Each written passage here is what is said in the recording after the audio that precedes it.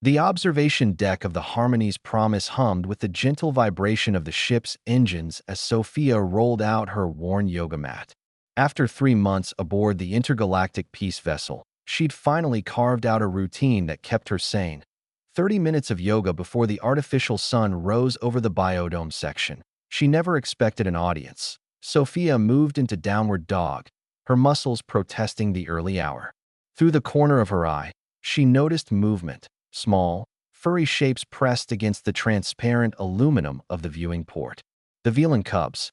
Again, the Velans were one of the newer species to join the Galactic Coalition, a race of quadrupedal beings covered in silvery blue fur with massive eyes that seemed to absorb every detail.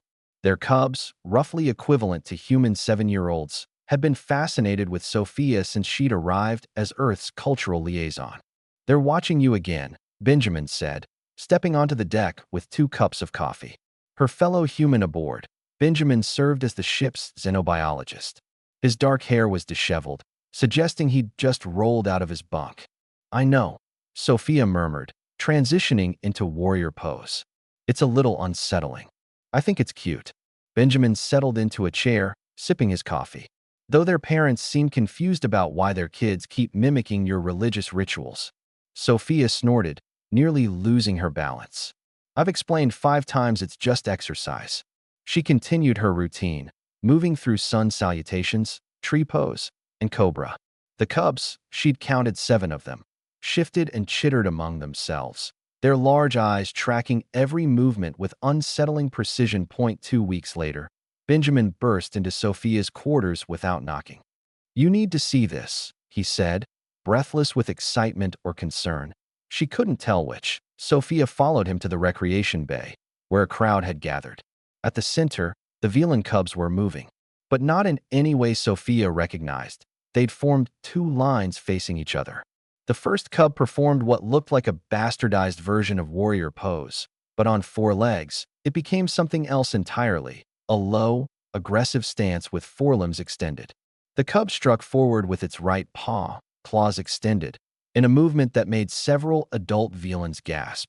The opposing cub responded with a twisting motion that resembled Sophia's spinal twist, but executed with predatory grace. It rolled beneath the strike and countered with a sweeping motion of its tail. "Holy shit," Sophia whispered. "Are they fighting?" "Not exactly," Benjamin said, his scientific mind already analyzing. "Watch, it's choreographed. They're taking turns. It's more like sparring? Training." The demonstration continued. Sophia recognized fragments of her yoga poses, twisted and reimagined through alien physiology into something utterly different. Her peaceful downward dog had become an aggressive pouncing stance. Tree pose had evolved into a one-leg balance that allowed the other 3 limbs to strike from unexpected angles. Captain Thex, a towering Corthian with iridescent scales, pushed through the crowd. "What is the meaning of this display?" The eldest cub, a female named Lissa, straightened with pride. "We have developed soft, strong art, Captain. The human Sophia showed us the ancient earth wisdom of moving meditation. We have adapted it to our forms." "Moving meditation?" Sophia exchanged glances with Benjamin. "That's not exactly." "It is remarkable," interrupted Dr. Velen, the ship's combat specialist, a 4-armed Meridian who'd seen action in the Coalition Wars. He circled the cubs, mandibles clicking thoughtfully. "Show me the counter to the sweeping dawn position." Lissa demonstrated, and Dr. Velen's eyes widened. "Extraordinary. This uses an opponent's momentum against them while maintaining defensive posture. And this balance technique, I've never seen anything like it."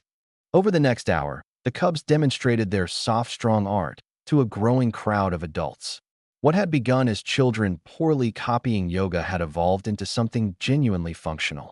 A martial discipline that emphasized flexibility, balance, and using an opponent's force against them. "They've essentially invented Tai Chi," Benjamin murmured to Sophia. "Or something close to it. But they did it by accident, by misunderstanding what you were doing."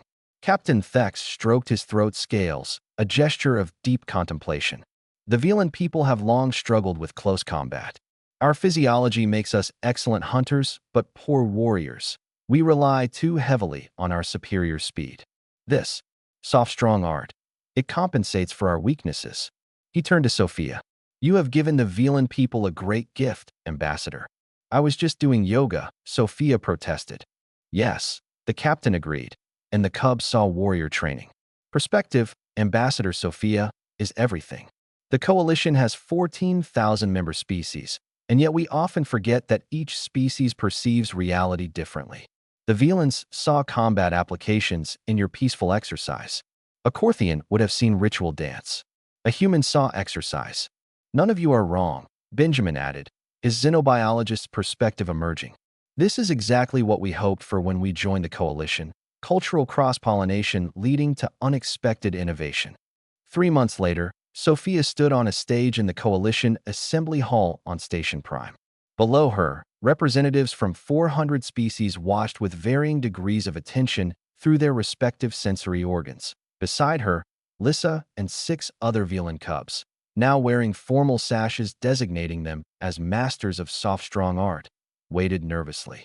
Humans have a saying, Sophia began, her words translated into thousands of languages simultaneously. Out of the mouths of babes. It means that children, in their innocence and lack of preconception, sometimes stumble upon profound truths that adults miss. She gestured to the cubs. These young Velans watched me perform simple stretches. They didn't see what I intended to show. They saw something else, something their biology and culture prepared them to perceive. And from that misunderstanding, they created something new, a martial discipline that's already being adopted by Velan defense forces throughout the coalition. Lissa stepped forward, speaking in a clear voice. Soft, strong art teaches us that weakness can become strength, that flexibility defeats rigidity, that understanding your body's nature is more important than fighting against it. We learned this from human Sophia, even though she never intended to teach it. The assembly erupted in clicking, humming, and applause, each species expressing approval in their own way.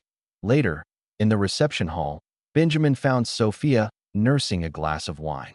So, you're officially a martial arts master now. How does it feel? Sophia laughed. I still can't believe this happened. I was just trying to stay flexible for when we go back to Earth's gravity. That's humanity for you, Benjamin said, raising his glass. We join an intergalactic community, and within a year, we've accidentally inspired a new form of combat by doing stretches wrong. They did the stretches wrong, Sophia corrected. Exactly, Benjamin grinned. And that's what makes it beautiful. We didn't force our culture on them. We just existed, did our thing, and they took what they needed from it, adapted it, made it their own.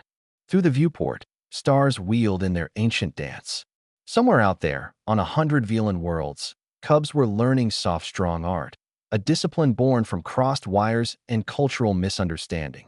Proof that the best innovations sometimes come from getting things wonderfully, creatively wrong. Sophia smiled, raising her glass to toast. To yoga, and to accidentally starting a martial arts revolution. To humanity, Benjamin replied, still fucking up in new and interesting ways, even in space. Their laughter echoed through the hall as the coalition's newest tradition took root among the stars. Born from simple stretches, transformed by innocent misunderstanding, and perfected by those willing to see beyond what was intended to what could be possible.